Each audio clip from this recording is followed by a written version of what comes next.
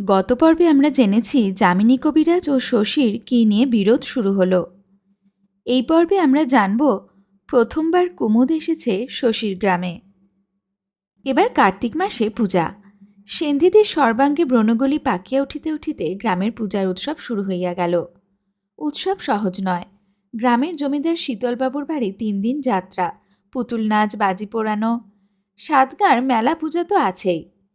গ্রামবাসীর ঝিমানো জীবন প্রবাহে হঠাৎ প্রবল উত্তেজনার সঞ্চার হইয়াছে। কেবল শশী এবার সেনদিদিকে লইয়া বড় ব্যস্ত। যাত্রা আরম্ভ হয় সপ্তমীর রাত্রে। যাত্রার দল তার আগে গ্রামে হাজির হইয়া যায়। বায়না দিবার সময় শীতলবাবু অধিকারীকে বলিয়া দেন, দল নিয়ে 2-1 দিন আগেই আসবে বাপু। এক রাত্রি বেশ করে ঘুমিয়ে রাস্তার কষ্ট দূর করে অভিনয় করবে। এবার যে দলকে বায়না দেওয়া হইয়াছিল সে দল এই অঞ্চলের নয়। বিনোদিনী অপেরা পার্টির আদি আস্তানা খাস কলিকাতায়। বাজিতপুরের মথুরা সাহার ব্যবসা উপলক্ষে কলিকাতায় যাওয়া আসা আছে। কিছুদিন আগে ছেলের বিবাহে এই দলটি সে কলিকাতা হইতে ভাড়া করিয়া আনিয়াছিল। লোকমুখে দলের প্রশংসা শুনিয়া শীতলবাবু সেই সময় বায়না দিয়া রাখিয়াছিলেন। কাল বিকালে বিনোদিনী অপেরা পার্টি আসিয়া পৌঁছিয়াছে। মস্ত দল, সঙ্গে অনেকগুলি বড় বড় কাঠের বাক্স দেখিয়া গ্রামের লোক খুশি হইয়াছে। দলের অধিকারী বিএ ফেল, তবে দলে তাহার 2-1 জন বিএ পাস অভিনেতা আছে শোনা অবধি সকলে উত্তেজিত হইয়া উঠিয়াছে। থিয়েটার ওহো, যাত্রা, অপেরা পার্টি নাম যে। তাই ভালো, যাত্রাই ভালো। সাতগাঁর কাছারি বাড়িটা সাফ করিয়া যাত্রাওয়ালাদের থাকিতে দেওয়া হইয়াছিল। দলের সকলের মশারি নাই, কুমুদের আছে। রাত্রে তার ঘুম মন্দ হয় নাই। সকালে উঠিয়া সে শশীর সঙ্গে দেখা করিতে আসিল। শশী অবাক হইয়া বলিল, তুই কুমুদ? কুমুদ হাসিয়া বলিল, না রে, আমি প্রবীর। শশী বুঝিতে পারে না। প্রবীর কি? প্রবীর? গ্রামে বিনোদিনী অপেরা পার্টি এলো, চারিদিকে হইচই পড়ে গেছে, খবর পাসনি? তুই যাত্রা দলের সঙ্গে এসেছিস কুমুদ? তুই যাত্রা করিস? কথাটা বিশ্বাস করিতে এত বিস্ময় বোধ হয়। কুমুদ বদলাইয়া গিয়াছে। মুখে তার সে জ্যোতি নাই, চুলে সে অন্যমনস্ক বিদ্রোহ নাই। এত সকালেও কুমুদ কিছু প্রসাধন সারিয়া তবে দেখা করিতে আসিয়াছে। তবু যতই বদলাক, এ তো সেই কুমুদ। মানের বই না দেখিয়া যে একদিন তাহাকে ক্লাসের কাব্য সঞ্চয়নে শেলীর দুর্বোধ্য কবিতা বুঝাইয়া দিয়াছিল, মোনালিসার হাসির ব্যাখ্যা করিয়াছিল। কুমুদ বলিল, করিবই কি যাত্রা। প্রবীর সাজি, লক্ষণ সাজি, চন্দ্রকেতু সাজি, আরও কত কি সাজি। গলা ফাটিয়ে পার্ট বলি, 700 মেডেল পেয়েছি। শশী অবাক হইয়া বলিল, আয় ঘরে আয়, বসে সব বলবি চল। কুমুদকে শশী তাহার ঘরে লইয়া গেল। ঘরে গিয়া আর একবার বলিল, একদিন পরে তুই এলি কুমুদ, এতকাল পরে তোর সঙ্গে দেখা হলো, কি আশ্চর্য। তাহার বিছানায় বসিয়া ঘরের চারিদিকে চাহিতে চাহিতে কুমুদ বলিল, এতে আশ্চর্যের কি আছে? 3 বছর ধরে বাংলাদেশের কত গ্রামে ঘুরেছি তার ঠিক নেই। এবার তোদের গ্রামে এলাম। যাত্রার দলে ঢুকলি কেন? সে এক ইতিহাস শশী। বাড়ি থেকে দিলে খেদিয়ে নিলাম চাকরি, চাকরি থেকেও দিলে খেদিয়ে। একদিন অন্তর আপিস গেলে কে রাখবে?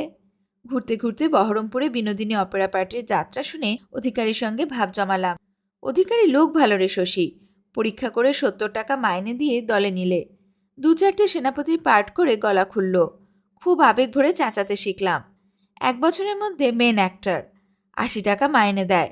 মাসে 8টার বেশি পালা হলে পালা পিছু 5 টাকা করে বোনাস। দলে আমার খাতির কত? কুমুদ হাসিল, গ্র্যান্ড সাকসেস, হ্যাঁ? শশীও হাসিল, তুই শেষে যাত্রা করবি এ কথা ভাবতেও পারতাম না কুমুদ। আমিও কি ভাবতে পারতাম? তখন আকস্মিক কথার অনটনে শশী বলিল, আজ তুই এখানে খাবি ভাই, সারাদিন থাকবি। কুমুদ বলিল, বেশ। মনে মনে শশী ভারী খুশি হইয়াছিল। এতকাল পরে কুমুদের সঙ্গে দেখা হইয়াছে। শুধু এই জন্য নয়, কুমুদ নামিয়া আসিয়াছে বলিয়া। কুমুদের সে অন্যমনস্ক সরল ঔদ্ধত্য নাই। নিজেকে সংসারের আর সকলের চেয়ে স্বতন্ত্র, সকলের চেয়ে বড় মনে করিতে সে ভুলিয়া গিয়াছে। এটুকু শশী প্রথম হইতেই টের পাইতেছিল। কুমুদের কাছে নিজেকে তাহার চিরদিন ছোট মনে হইয়াছে, তুচ্ছ মনে হইয়াছে। কুমুদের অন্যায়ের ইতিহাসগুলি শুনিয়া পর্যন্ত ঈর্ষার সঙ্গে তাহার মনে হইয়াছে, এত সাহস, এত মনের জোর, এতখানি তেজ তাহার নাই। এরকম অসাধারণ ব্যক্তিত্বের অভাবে জীবনটাই বৃথা গেল তাহার। আজ কুমুদের মৃদু অস্বস্তি, চেষ্টা করা সহজ ব্যবহার এবং একেবারে যাত্রার দলের অধঃপতন তাহাকে যেন শশীর চেয়েও নিচে নামাইয়া দিয়াছে। বন্ধুকে আর শশীর গুরুজন গুরুজন মনে হইতেছে না। কুমুদ বলিল, তোর ঘরখানা বেশ সাজানো, গ্রামে থেকে গেঁয়ো বনে যাসনি দেখছি। সে আবার একটু হাসিল। তাহার পূর্বের হাসির সঙ্গে তুলনা করিয়া এ হাসিকে শশীর মনে হইল ভীরু অপরাধী হাসি। কতকাল ধরে কারো বাড়িতে ঢুকিনি জানিস শশী, 4 বছর। পারিবারিক আবহাওয়াটা মুগ্ধ করে দিচ্ছে। বিয়ে করেছিস? না। করিসনি? তোর ঘর দেখে মনে হচ্ছিল বউ আছে। ঘর কে গুছিয়েছে রে? বোন? উঠানে যাকে দেখলাম। ও বোন নয়, ভাগ্নি, পিসির মেয়ের মেয়ে। বোন একটা আছে, ছোট, 8 বছর বয়স। গোছানোর বদলে বরং নোংরাই করে দিয়ে যায়। আমার খাটের তলাটা হলো ওর খেলাঘর। তাকিয়ে দেখ, পুতুলেরা সার সার ঘুমোচ্ছে। এইবার ঘুম ভাঙবে। খুকির আসার সময় হলো। একটু চেষ্টা করে ভাব জমাস। ভারী চালাক মেয়ে, ভারী বুদ্ধি। পড়াচ্ছে কি না আমি জানি, চটপট শিখছে।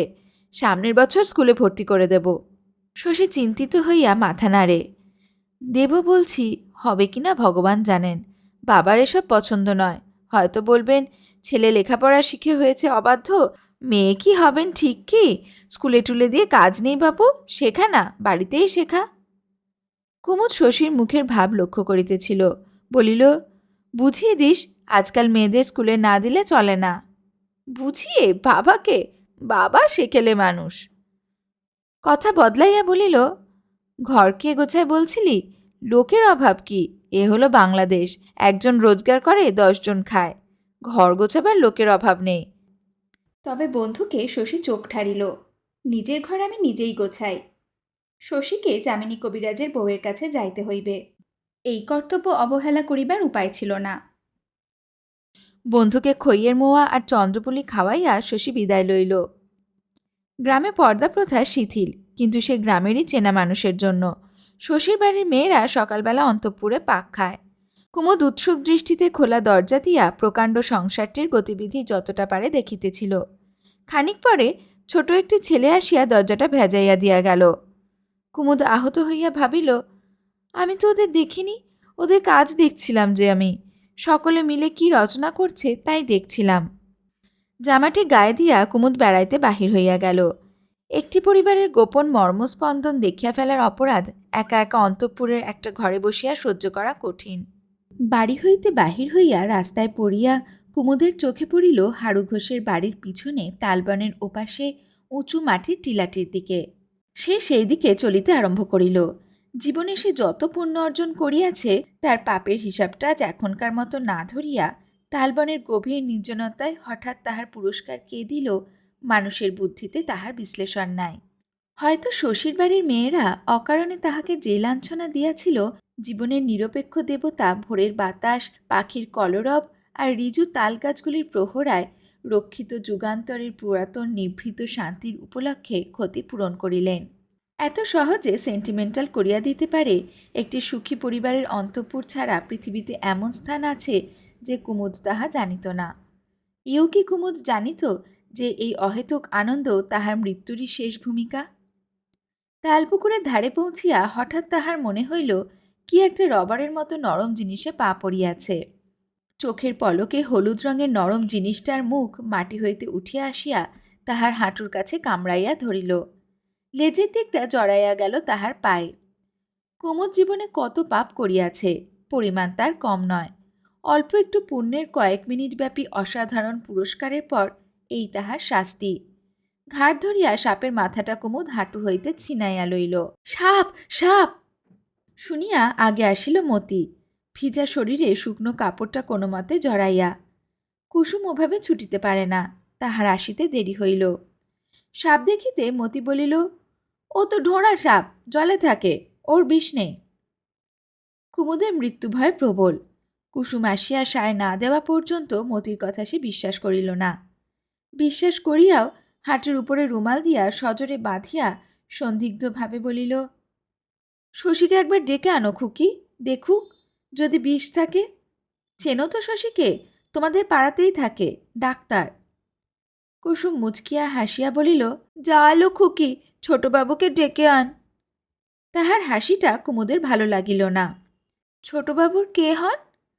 খানিক পরে কুসুমের এ কথার জবাবে সে তাই সংক্ষেপে শুধু বলিল, কেউ না, বন্ধু।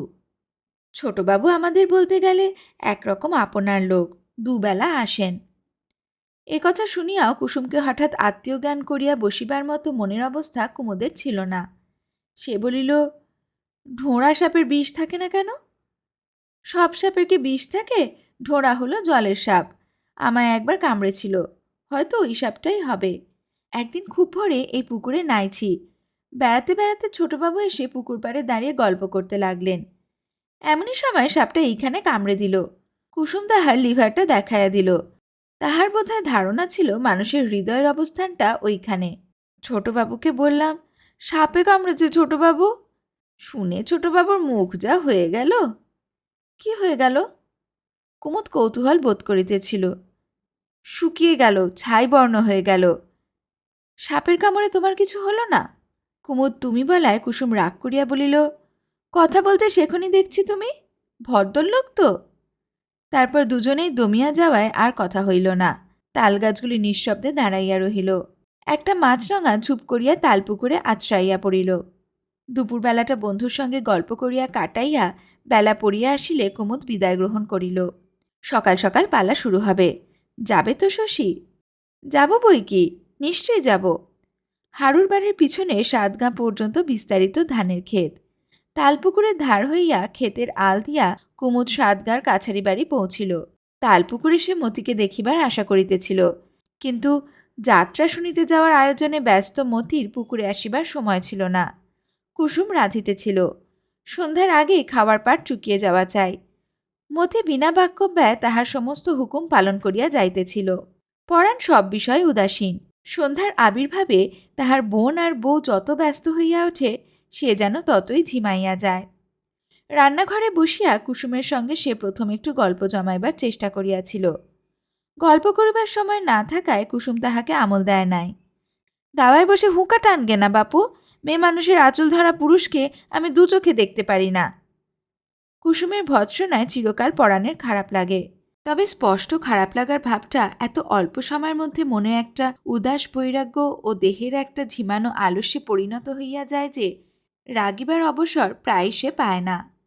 মাঝে মাঝে কুসুমকে তাহার ভারী ছেলে মানুষ মনে হয়। 14 বছর বয়সে তার বউ হইয়া এতকাল কুসুমের শরীরটাই যেন বড় হইয়াছে, মনের বয়স বাড়ে নাই। মোক্ষদাকে একখানা ফর্সা কাপড় পরিতে দেখিয়া পরাণ জিজ্ঞাসা করে, তুমিও যাবে নাকি মা যাত্রা শুনতে? না, আমার আবার যাত্রা কি? জোর করিয়া ধরিলে মোক্ষদা যাইতে রাজি আছে, কিন্তু এরা কেউ যাইতে বলিবেও না। আগে হইতে মোক্ষদা তাহা জানে, তাই 7 গাঁর বুড়ি পিসির সঙ্গে সে আগেই পরামর্শ ঠিক করিয়া রাখিয়াছে। তারা দুজনে যাত্রা শুনিতে যাইবে। বাড়ি আসিয়া মোক্ষদা তাহা হইলে বলিতে পারিবে যাত্রা শুনিবার শখ তাহার একটুও ছিল না। কি করিবে, আরেকজন জোর করিয়া টানিয়া লইয়া গেল। পরাণ বলে, ফর্সা কাপড় পরে তুমি তবে যাচ্ছ কোথা? 7 রাতের বাড়ি যাব বাবা, যদুর পিসি একবার ডেকেছে। কুসুম ঝাঁ করিয়া সামনে আসিয়া পড়ে। কাল যেও মা, কাল যেও, আমরা এখন বেরোবো, তুমি চলে 7 রাতের বাড়ি। বাড়িতে তাহলে থাকবে কে? মোক্ষদা তার কি জানে, যার খুশি থাক। তোমরা যাবে যাত্রা শুনতে, বাড়ির ব্যবস্থা তোমরাই করো বাছা, আমি তার কি জানি। আমি বুড়ো মানুষ, সব ব্যাপারে আমাকে টানো কেন? আমি আছি নিজের শতেক জ্বালায়। কুসুম রাগিয়া বলে, জ্বালা বাপু সংসারে সবারই আছে, ঘরে বসে জ্বললেই হয়, এমন শত্রুতা করা কেন? আগেই জানি শেষকালেতে একটা ফ্যাকড়া বাঁধবে। মোক্ষদা বোধ হয় একটু লজ্জাবোধ করে। হয়তো তাহার মনে হয় বুড়ো মানুষের যাত্রা শুনিতে যাওয়ার জন্য এত কাণ্ড করা উচিত নয়। বাড়িতে থাকিতে রাজি হইয়া সে গুম খাইয়া বসিয়া থাকে। রান্না শেষ করিয়া কুসুম স্বামীকে খাওয়ায়, তারপর ননদের সঙ্গে এক থালায় নিজে খাইতে বসে। পরাণ পেট ভরিয়া খায়। কুসুম আর মতির গলা দিয়া আজ ভাত নামিতে চায় না। ফেলাছড়া করিয়া কোনো রকমে তাহারা খাওয়া শেষ করে। দিনের আলো যত ম্লান হইয়া আসে, মনের মধ্যে তাহাদের এই আশঙ্কা ততই প্রবল হইয়া ওঠে যে ওদিকে বুঝি যাত্রা শুরু হইয়া গেল। মতিকে কাপড় পরিতে হুকুম দিয়া কুসুম হেসেল তুলিয়া ফেলে। পুকুরে যাওয়ার সময় এখন নাই। উঠানের এক কোণে ছাই ফেলা আম গাছটির তলে বসিয়া বাসন কখানা কুসুম তাড়াতাড়ি মাজিয়া নেয়। এই সুবিধাটুকুর ব্যবস্থা সে সেই বিকালেই করিয়া রাখিয়াছে। দু কাঁখে দুটি কলসি বহিয়া কত জল তুলিয়া কুসুম যে আজ হাড়ি গামলা সব ভর্তি করিয়াছে। মতি বলে, আমিও হাত লাগাইব, শিগগিরই হয়ে যাবে। হ্যাঁ? না, মতি তাড়াতাড়ি কাজ করিতে পারে এই বিশ্বাস কুসুমের নাই। 1 মিনিটের কাজে মতি 10 মিনিট লাগাইয়া দিবে। যা বললাম তাই কর তো তুই। কাপড় পরতেই তো তোর 10 ঘন্টা। এক সময় গোধূলি শেষ হওয়ার আগে কি করিয়া কাজ শেষ হয়। বাকি থাকে শুধু এটা আর ওটা, যা করিলেও চলে, না করিলেও চলে। কুসুমের তারায় পরানো মতি দুজনেই সাজ সমাপ্ত করিয়াছে। নিজে সাজিতে গিয়া ওদের দুজনকে দেখিয়া কুসুম এতক্ষণে একটু হাসিল। শার্টের উপর উড়ানি চাপানোয় পরাণকে একেবারে বাবু বাবু দেখাইতেছে। আর ডুরে শাড়ি পরিয়া মতি হইয়াছে সুন্দরী। মতির হালকা অপরিণত দেহটিকে কুসুম হিংসা করে। মনে হয় তাহার নিজের স্বাস্থ্য এতখানি ভালো না হইলেই যেন সে খুশি হইত। ডুরে শাড়ি তারও আছে বই কি, তবে আজকাল রঙিন লাইন দেয়া শরীর ঢাকিতে কুসুমের লজ্জা করে। আসরে যখন তাহারা পৌঁছিল যাত্রা আরম্ভ হইতে বিলম্ব আছে। চিকের আড়ালে জায়গার জন্য কলহ শুরু হইয়া গিয়াছে ইতিমধ্যেই। সকলেই চিক ঘেঁষিয়া বসিতে চায়। 11 বছরের সদ্য পর্দা পাওয়া মেয়ে হইতে তাহার 50 বছরের দিদিমা পর্যন্ত। এসব বিষয়ে কুসুম ভারী ওস্তাদ। সকলকে ঠেলিয়া ঠলিয়া সেই যে সে চিকের কাছে প্রথম সারিতে একটা 10 ইঞ্চি ফাঁকের মধ্যে নিজেকে গুজিয়া দিল, কেহ আর তাহাকে সেখান হইতে নড়াইতে পারিল না। মতি তাহার পিঠের সঙ্গে মিশিয়া সংস্কৃত সাহিত্যের ছুঁচের পিছনে সুতা চলার উপমার মতো আগাইয়া আসিয়াছিল। কুসুমের পিঠ ঘেঁষিয়া সে একরকম চরণ দত্তের গৃহিণীর কোলের উপরেই বসিয়া পড়িল। চরণ দত্তের গৃহিণী তাহাকে ঠেলিতে আরম্ভ করায় কুসুমের কোমরটা সে জড়াইয়া ধরিল প্রাণপণে। কুসুম মুখ ফিরাইয়া চোখ রাঙাইয়া চরণ দত্তের গৃহিণীকে বলিল, মেয়েটাকে ঠেলছ কেন গা? কেন ঠেলছ? গাল দিলে ভালো হবে? সরে বসো, জায়গা দাও, সবাই বসবে, সবাই দেখবে। তোমার একার জন্যে তো যাত্রা নয়। কুসুমকে মতির এত ভালো লাগিল, কুসুমের কাছে মতি এত কৃতজ্ঞতা বোধ করিল। যাত্রা শুরু হওয়ার একটু আগে কুসুম বলিল, ওই দেখ মতি, ছোটবাবু। দেখেছি। এত লোক, এত আলো, এত শব্দ, মতির নেশা লাগিয়া গিয়াছিল। পাট করা মুগার চাদরটি কাঁধে দেওয়া শশীকে ভারী বাবু দেখাইতেছে। সে আসরে আসিয়া দাঁড়ানো মাত্র মতি তাহাকে দেখিতে পাইয়াছিল। স্বয়ং শীতলবাবু তাহাকে ডাকিয়া কাছে বসাইলেন দেখিয়া শশীর সম্মানে মতিরও সম্মানের সীমা নাই। সামিয়ানার তলা ভরিয়া গিয়া খোলা আকাশের নিচে পর্যন্ত লোক জমিয়াছে। দুজন স্থূলকায় গৃহিণীর মাঝে পড়িয়া মতির গরম বোধ হইতেছিল। এদিকে একসময় বাজনা বাজিয়া ওঠে। কনসার্ট ঐক্যতান। শুনিলে এমন উত্তেজনা বোধ হয় কিছু একটা উপভোগ্য ঘটিবার প্রত্যাশা। তারপর বাজনা থামিয়া যাত্রা শুরু হয়। 16 জন সখী আসিয়া নৃত্য আরম্ভ করে। তাদের পরনে পশ্চিমা ঘাগরা। মতি ফিসফিস করিয়া বলে, ব্যাটা ছেলে সখী সেজেছে না বউ? সখীরা নাচিয়া গেলে প্রবেশ করে জনা ও অগ্নিদেব। জনাকে দেখিয়া মতির সন্দেহ হয়, ও নিশ্চয়ই মেয়ে মানুষ। বউ না? তোর মাথা, চুপ কর, শুনতে দে। প্রবীরের প্রবেশ দ্বিতীয় দৃশ্যে। গঙ্গাদেবীর পুত্রঘাতী অর্জুনকে যথাবিধি শাস্তি দিবার প্রতিজ্ঞামূলক এক পৃষ্ঠাব্যাপী স্বগত উক্তির পরেই প্রবীরকে দেখিয়ায় আসর মুগ্ধ হইয়া যায়। কি স্মার্ট সাজ পোশাক, কি লালিত্যময় যৌবন মূর্তি, তরোয়ালটা কি চকচকে। কথা যখন সে বলে আসরে একটা শিহরণ বহিয়া গিয়া শ্রোতারা যেন পরম আরাম বোধ করে। জমিবে, প্রবীরের পাঠ জমিবে, খাসা জমিবে। যেমন রাজপুত্রের মতো চেহারা, তেমনই চমৎকার গলা। প্রবীরের প্রিয়া মদন মঞ্জুরিও আসরে আছেন। এত লোকের মাঝে এ যেন একান্ত নির্জন রাজ্যোদ্যান। এমনই নিঃসংকোচ নির্ভুল আবেগমথিত স্বরে প্রবীর তাহাকে ভালোবাসিতে থাকে। যাত্রার আসরে হাত ধরার অতিরিক্ত প্রেম স্পর্শ নিষিদ্ধ। সেজন্য প্রবীরের কোনো অসুবিধা আছে মনে হয় না। শুধু কথায়, শুধু অভিনয়ে এতগুলো লোকের মনে সে বিশ্বাস জন্মাইয়া দেয় যে তাহারা দুজন এক দেহ, এক প্রাণ। অবাক হয় কুসুম আর মতি। কুসুম বলে, ওলো, এ যে সেই লোকটা। মতি বলে, কি সুন্দর করছে বউ, মনে হচ্ছে যেন সত্যি। কুসুম একটু হাসে, যেন তোর সঙ্গেই করছে না? মতি জবাব দেয় না, শোনে। প্রবীর বলে, রাগ করিয়াছ? কেন রাগ করিয়াছ অবোধ বালিকা? কেন এত অভিমান? দুটি চোখে কেন এত ভর্ৎসনা? মুখে মেঘ নামিয়াছে, দুলে দুলে ফুলে ফুলে উঠিতেছে বুক। দেখে মনে হয় আমি যেন বকিয়াছি তোরে, মন্দ বলিয়াছি। এ গাম্ভীর্য, এ হাসিহীন, এত কঠোরতা ফুলে কি মানায় সখী, মানায় কুসুমে? আমি তোরে ভালোবাসি, সত্য কহিয়াছি, প্রাণ দিয়ে ভালোবাসি তোরে, সাক্ষী নারায়ণ, সাক্ষী মোর হৃদয়ের। মতির বুকের ভিতরে শিরশির করে। কুসুম মনে মনে অধীর হইয়া ভাবে, বল না লক্ষ্মীচারী, রাগ করিনি, মুখ ফুটে ও কথাটা তুই আর বলতে পারিস না? ধন্যি প্রাণ তোর। রাত ৩টা অবধি যাত্রা শুনিয়া আসিয়া ঘুম ভাঙিতে পরদিন সকলেরই বেলা হয়। হয় না শুধু শশী আর পরাণের।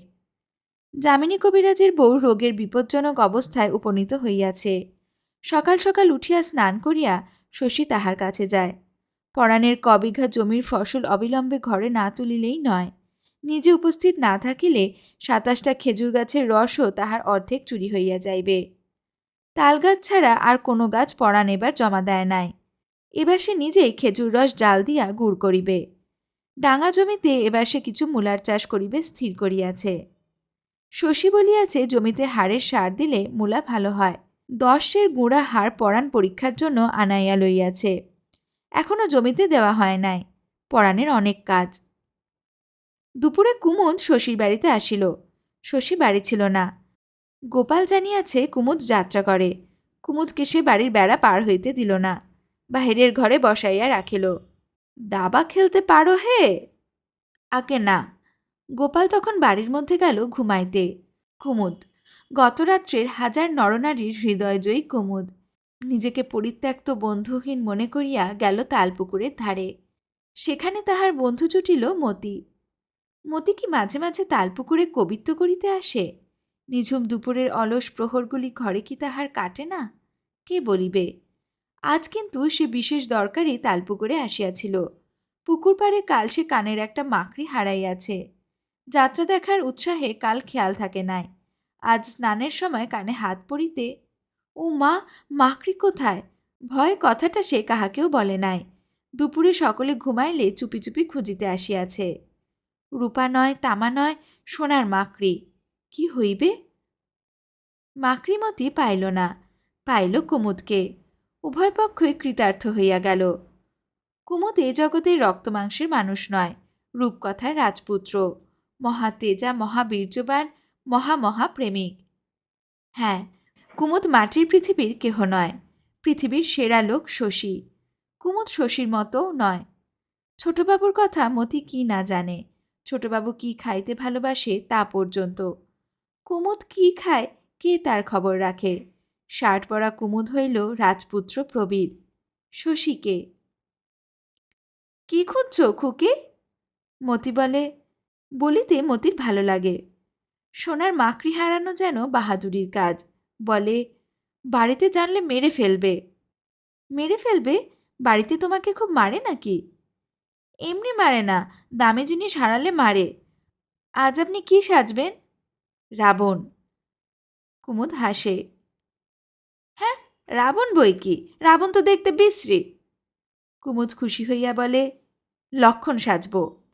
মতি উৎসুক হইয়া জিজ্ঞাসা করে, উর্মিলা কে সাজবে? কাল যে আপনার বউ সেজেছিল সে? আচ্ছা, ও তো ব্যাটা ছেলে। হ্যাঁ? কুমুদ বলে, ব্যাটা ছেলে বই কি। মতির সঙ্গে কুমুদও মাকড়ি খোঁজে। তালপুকুরের ভাঙাচোরা ঘাট হইতে তালবনের মাঝামাঝি পর্যন্ত পায়ে চলা পথের দুধারে। বাড়ির কাছে পৌঁছিয়া যাওয়ার ভয়ে মতি বলে, ওদিকে নেই, আমি ভালো করে খুঁজেছি। ভাবে প্রবীর চলিয়া গেলে এখান হইতে বাড়ি পর্যন্ত সে নিজেই খুঁজিয়া দেখিবে। খুঁজিতে খুঁজিতে দুজনে আবার ঘাটে ফিরিয়া যায়। মতি বলে, কোথায় পড়ে গেছে কে জানে, ও আর পাওয়া যাবে না। না পেলে তোমায় মারবে। না? কে মারবে? কে মারিবে মতি তাহার কি জানে। একজন কেউ নিশ্চয়। তবে তো মুশকিল। কুমুদ চিন্তিত হইয়া বলে, তোমার আরেকটা মাকড়ি কই, দেখি কিরকম। অন্য মাকড়িটি মতি আঁচলে বাঁধিয়া রাখিয়াছিল, খুলিয়া দেয়। খুবই সাদাসিধে মাকড়ি। এক টুকরা চাঁদের কোলে একরত্তি একটা তারা, তারার তলে চাঁদটা দোলে। মাকড়ি হারিয়েছে কাউকে বলো না খুকি। কেউ টের না পাইলে মতি আপনা হইতে অবশ্যই বলিবে না। কিন্তু কেন? কাল তোমাকে একটা মাকড়ি এনে দেব। মতি অবাক হইয়া যায়। পাবেন কোথায়? কেন, গায়ে তোমাদের গয়নার দোকান নেই? কিনে আনবেন? মতির মনে হয় মাকড়ি কেনার আগে প্রবীর তাকেই কিনিয়া ফেলিয়াছে। তাহার মাকড়িটা পকেটে ভরিয়া কুমুদ চলিয়া গেলে পুকুর ঘাটে বসিয়া বসিয়া সে এই কথাটাই ভাবে। তাহাকে একটা মাকড়ি দেওয়া প্রবীরের কাছে কিছুই নয়। আরও কত মেয়েকে হয়তো সে অমন কত দিয়াছে। বেশি না থাক যাত্রার দলে দুটো একটা মেয়েও কি নাই? তবু তাহাকেই মাকড়ি দিতে চাওয়ার জন্য প্রবীর কি ভয়ানক ভালো। আজ তাহাদের যাত্রা শুনিতে যাওয়া বারণ, পরাণ নিষেধ করিয়া দিয়াছে। রোজ রোজ যাত্রা শোনা কি? একদিন শুনিয়া আসিয়াছে, আজ বাদ যাক, কাল আবার শুনিবে। পরাণ ওদের যাত্রা শুনিতে যাওয়া পছন্দ করে না। কেন করে না তার কোনো কারণ নাই। ওরা যাত্রা শুনিয়া বেলা 10টা পর্যন্ত পড়িয়া পড়িয়া ঘুমাক আর না ঘুমাক, পরাণের কিছুই আসিয়া যায় না। প্রতিদিন প্রদোষের আধ অন্ধকারে সে যখন বাহির হইয়া যায়, এ বাড়িতে কারো ঘুম ভাঙে না। তাহার সুখ সুবিধার দিকে তাকানোর অভ্যাস এ বাড়িতে কাহারও নাই। একবেলা ভাতের বদলে মুড়ি খাইয়া থাকিতে হইলে নালিশ করা পরাণকে দিয়া হইয়া ওঠে না। তবু সে চায় না বাড়ির মেয়েরা যাত্রা শুনিতে যায়। পরপর 2 দিন যাত্রা শুনিতে যায়। তুমি যাবে না? না নিজের বেলা ভিন্ন নিয়ম? কুসুম বলিল, সে রাগিয়াছে। আমার সঙ্গে তোমার কথা কি? ব্যাটা ছেলে নাকি তুমি? তুমি গেলে আমিও যাব। আমি যাব না তবে? পরাণও মাঝে মাঝে গোঁ ধরিতে জানে। কুসুম বলে, তুমি যাও বা না যাও, আমি কিন্তু যাব। চুলোয় যাও। মুখে যাই বলুক, কুসুম যাত্রা শুনিতে যাওয়ার কোনো আয়োজনই করিল না। পাড়ার অনেক বাড়ির মেয়েরা যাইবে, কুসুমও তাদের সঙ্গে যাইতে পারে। কিন্তু যাওয়ার চেয়ে না যাওয়ার মধ্যে এখন রাগ ও অভিমান বেশি প্রকাশ পায়। জিদও তাহাতেই বজায় থাকে বেশি। কুসুম তাই সারাটা দুপুর ঘুমাইয়া কাটাইয়া দিল। সন্ধ্যার সময় বাজনার শব্দ শুনিয়া অস্থির হইয়া উঠিল মতি। প্রবিরাজ লক্ষণ সাজিবে, কিরকম না জানি আজ দেখাইবে তাহাকে। পারিলে মতি একাই চলিয়া যাইত। 2 বছর আগেও এমন সে গিয়াছে। এখন আর সেটা সম্ভব নয়। 2 বছরের মধ্যে সে যে কি ভয়ানক বড় হইয়া গিয়াছে ভাবিলে মতিরও চমক লাগে। কিন্তু কি করা যায়, অমন করিয়া বাজনা বাজিতে থাকিলে ঘরেও টেকা অসম্ভব।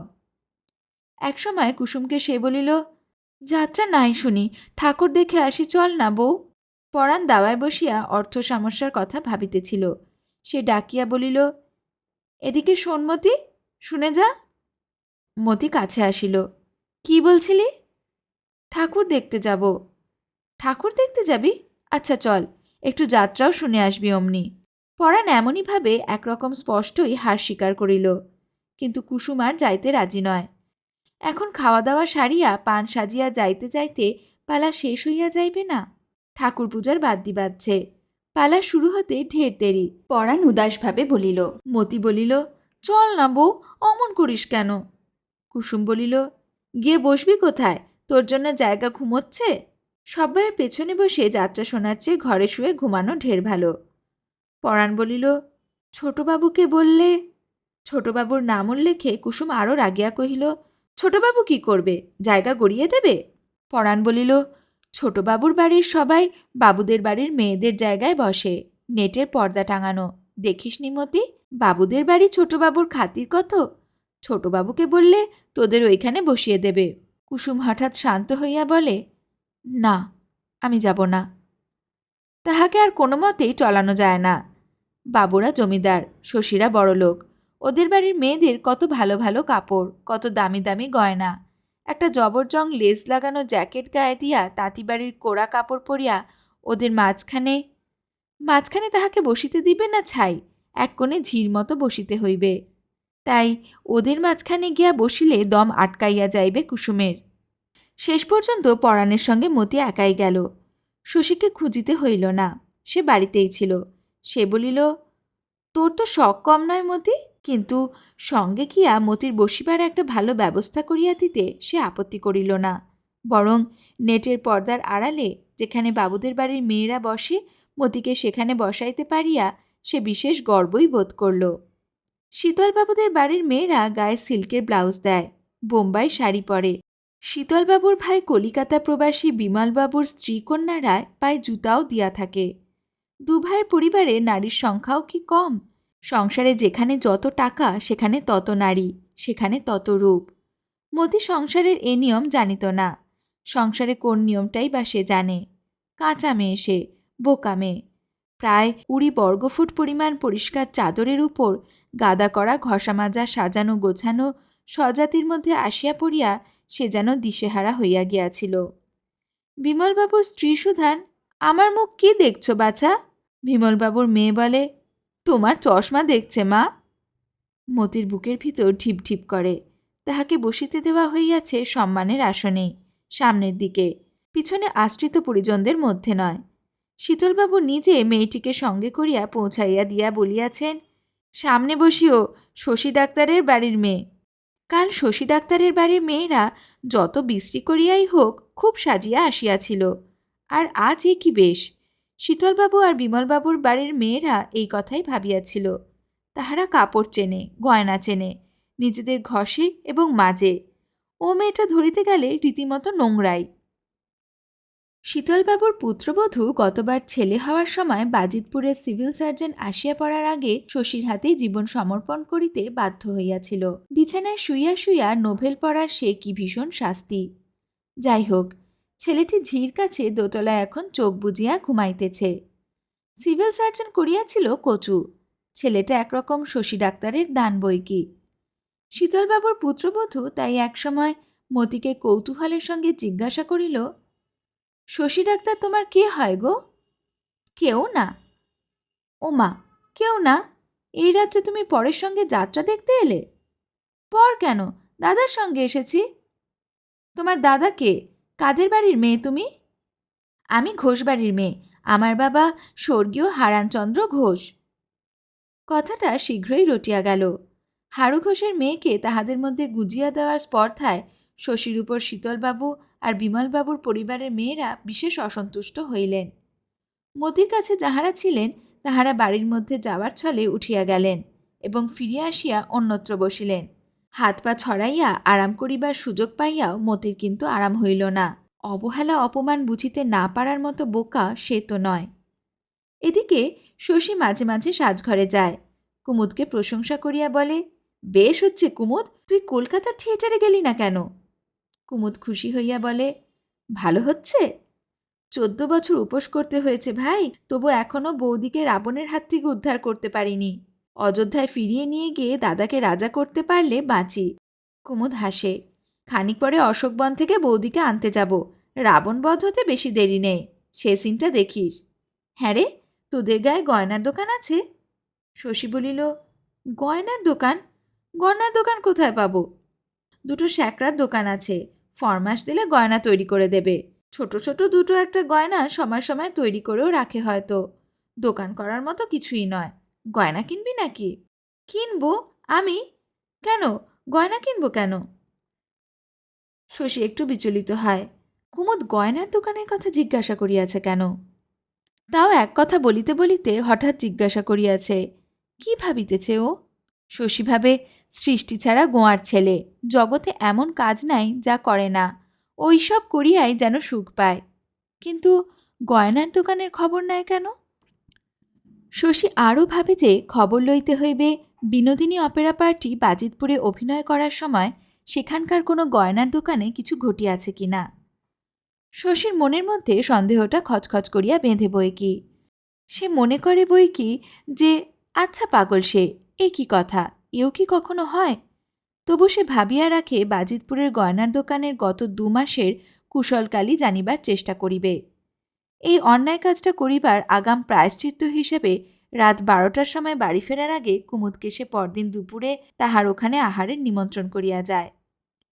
পরাণকে বলে, মতিকে এবার বাড়ি নিয়ে যাও না পরাণ, কত রাত জাগবে। পরাণেরও ঘুম পাইয়াছে। সে বলে, যাবে কি? কিন্তু মতিকে ডাকিবা মাত্র চলিয়া আসে।